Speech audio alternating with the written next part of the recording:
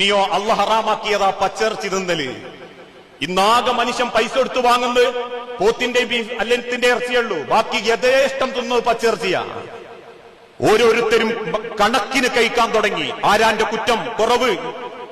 ഓരോരുത്തരുടെ പച്ചമാംസം തിന്നുന്നതിൽ ഒരറപ്പും കാണിക്കൂല. തന്റെ രണ്ട് തേറ്റയും ഉപയോഗിച്ച് വാരി വലിച്ചു തിന്നോണ്ടിരിക്കുക മനുഷ്യന്മാർ. ഒരു കാലത്ത് സരിത, പിന്നൊരു കാലത്ത് സ്വപ്ന, കുറെ കാലത്ത് ഉമ്മൻചാണ്ടി, വേറെ കുറെ രാഷ്ട്രീയം, മതം, സാമുദായികം. ആർക്കും എന്തും പച്ചയിറച്ചി തിന്നാന്നുള്ള തോന്നൽ. സോഷ്യൽ മീഡിയ എന്തിനാ? ആൾക്കൂട്ട വിചാരണ ചെയ്യാൻ. അള്ള പൊറുത്താലും നാട്ടിലാങ്ങളാര് പൊറുക്കൂല, നാട്ടിലെ കുടുംബക്കാർ പൊറുക്കൂല. സോഷ്യൽ മീഡിയയിലൂടെ മാനത്തിന് വില പറയുന്നവരില്ലേ? ഇല്ലാത്ത കഥകൾ പ്രചരിപ്പിച്ച് പച്ചയിറച്ചി തിന്നുന്നവരില്ലേ? ഇതൊക്കെ തിന്നുന്നവരോട് പ്രവാചകൻ സല്ലല്ലാഹു അലൈഹി വസല്ലം പറഞ്ഞൊരു വാക്കുണ്ട്: നിങ്ങളുടെ വാക്ക് കാരണം ഒരു നെഞ്ചെങ്കിലും പൊടിഞ്ഞിട്ടുണ്ടെങ്കിൽ, ഒരു തുള്ളി കണ്ണീരെങ്കിലും ഒരു വ്യക്തിക്ക് വന്നിട്ടുണ്ടെങ്കിൽ, നിങ്ങളെ സ്വർഗം കെടുത്തിക്കളയാൻ ആ കണ്ണീരിന്